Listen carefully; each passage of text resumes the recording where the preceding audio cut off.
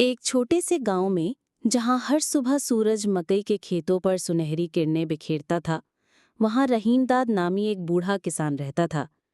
रहीमदाद की कमर झुक चुकी थी और चेहरे पर गहरी झुर्रियां थीं। ये झुर्रियां उसकी उम्र भर की मेहनत और जमीन से गहरे रिश्ते की कहानियां सुनाती थीं। उसके हाथ मजबूत थे, मगर उनमें लर्जिश आने लगी थी। फिर भी वो हर सुबह अपनी लाठी थामे खेतों की तरफ निकल पड़ता था। इस साल बारिशें कम हुई थीं और रहीमदाद का छोटा सा खेत सूखने लगा था।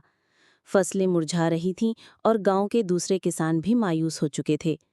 कई लोगों ने तो उम्मीद ही छोड़ दी थी और अपने खेत खाली छोड़ दिए थे। रहीमदाद के बेटे और बहू ने भी उसे समझाया कि इस बार फसल बोना बेकार है, लेकिन रहीमदाद का दिल ना माना। उसे अपनी जमीन से खास लगाव था। एक दिन जब सूरज आसमान पर पूरी आबुताब से चमक रहा था, रहीमदाद ने अपने बीजों की छोटी सी पोटली निकाली। उसकी बीवी ने कहा, रहीम, इस तपती जमीन में क्या बीज डालोगे? रहीमदाद ने मुस्कुराकर कहा, मेरी जमीन आज भी माँ जैसी है और माँ कभी अपने बच्चों को मायूस नहीं करती। उसने अपनी थोड़ी सी ताकत जमा की और सूखी जमीन में हल चलाया। उसके हाथों में छाले पड़ गए, लेकिन उसने हिम्मत नहीं हारी। उसने एक एक बीज को उम्मीद के साथ बोया और रोजाना दूर कुएं से पानी लाकर अपनी प्यासी फसल को सैराब करता रहा। गांव वाले उसे देखकर हंसते और कुछ उस पर तरस खाते, मगर रहीमदाद को यकीन था। चंद दिन बाद एक मौजज़ा हुआ।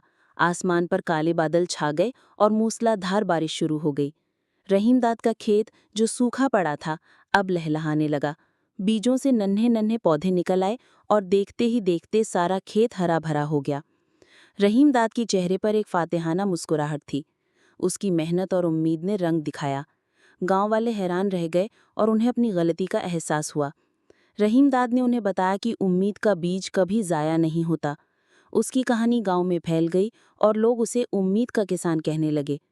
रहीमदाद ने यह साबित कर दिया कि अगर इंसान हिम्मत ना हारे और मेहनत करता रहे तो मुश्किल से मुश्किल वक्त में भी कामयाबी हासिल कर सकता है।